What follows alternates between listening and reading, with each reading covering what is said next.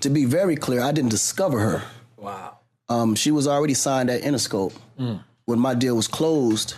And Jimmy gave you her.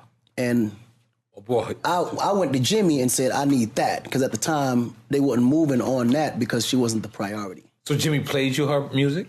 No. I just went through all the demos. Let's say right now you go to Universal. They've signed hundreds of artists that you don't even know is in that building. The labels are already investing hundreds of $1,000s into these signees. Some of them come, sit there 2-3 years and get dropped. That's what Eminem was. Yeah, sit there 2-3 years and get dropped and never had no energy put into them. So I said, before I go out discovering new artists out there that no one cares about, never seen, let me go into the box of all the artists sitting in this building that they already put jammed money into. You follow what I'm saying? Which makes all the sense in the world. But going through it, at the time, I didn't hear her because she was doing blues like type of, music. It just didn't, the look and everything didn't fit. And at the time, I was writing for the Pussycat Dolls. And I had just signed a producer named Red One at the time. So I was like, yo, I had a writer's block. Ultimately, me and him was writing. I just couldn't come up. I had a writer's block that day. I couldn't come up with nothing. So I needed some inspiration. I was like, yo, get some girls here, get something crazy, give me something that can spark some ideas. He said, well, I know somebody that you can come rock with. It's Red One. Red One. Okay.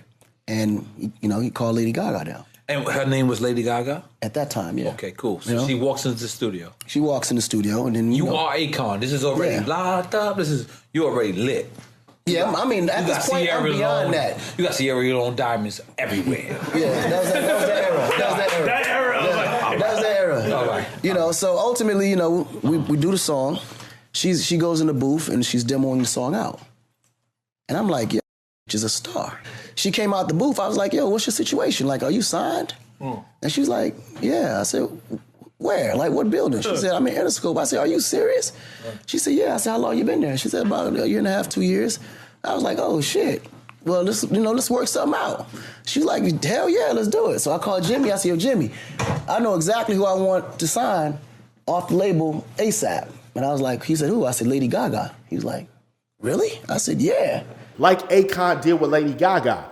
Interscope was sleeping on her, but they had invested in her. So let me pour some fire on her I'm sorry.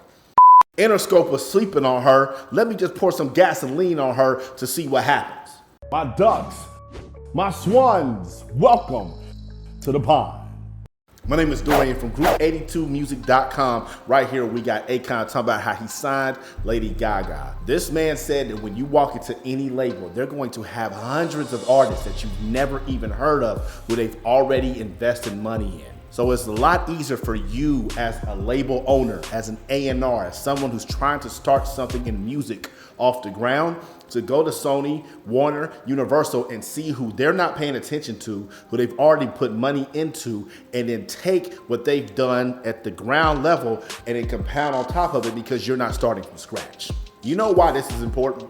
Because I've used this strategy before in other stuff.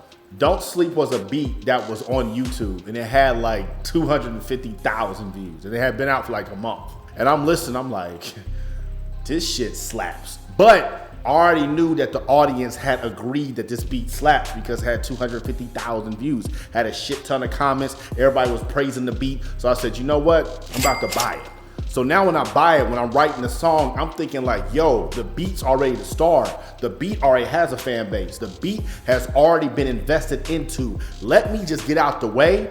And this is the Don't Sleep beat featuring Dorian. And that's exactly how I wrote that song. Like, I ride the beat, I rap in a negative space a little bit. I make it very simple for you to sing along because it's the Don't Sleep beat featuring Duck.